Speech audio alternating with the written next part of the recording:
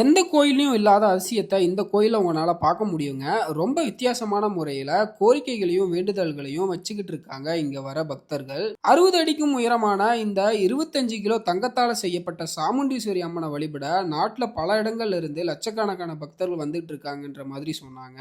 இந்த கோயில்ல சில வித்தியாசமான வழிபாடுகள் இருக்குங்க. என்ன அப்படின்னு பார்த்தீங்கன்னா, தீராத பிரச்சனைகள், நிறைவேறாத ஆசைகள் இந்த மாதிரி ஏதாவது இருந்தா, இந்த கோயிலுக்கு வந்து தேங்காய கட்டி வழிபட்டா கூடிய சீக்கிரம் அது நிறைவேறும் அப்படின்ற மாதிரி இங்க இருக்க மக்கள் நம்புறாங்க.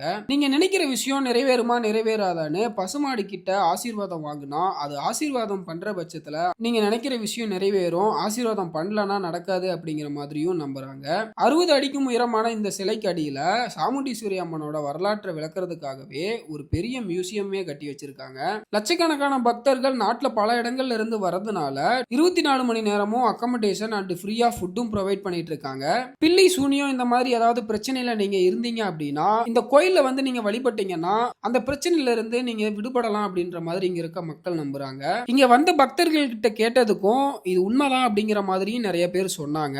இந்த கோயில் கர்நாடகாவில் கௌதகிரி அப்படிங்கிற இடத்துல லொகேட் ஆயிருக்குங்க. கடவுள் நம்பிக்கை இருந்துச்சு அப்படின்னா இந்த கோயிலுக்கு போகணும்னு நீங்க விருப்பப்பட்டீங்க அப்படின்னா கண்டிப்பா ஒருக்கா போய் பாருங்க. மாரி சொல்லக்கூடாது. அம்மா நம்மளுக்கு சோறு இல்லைன்னு எடுத்து எல்லாம் கொடுத்துன்னு இருக்குது. ஆனால் நல்லபடி ஆகுது அப்பா எனக்கு. ஆனால் என்ன வேண்டிக்கிறோமோ வீட்டுக்கு போகிறதுக்கு கொஞ்சம் காணுது.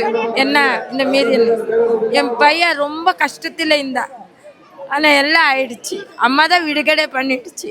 என் பையனுக்கு என் பொண்ணுக்கும் கொஞ்சம் கஷ்டம் இருந்துச்சு. இப்போ நல்லா ஆயிருக்குது என் பொண்ணு.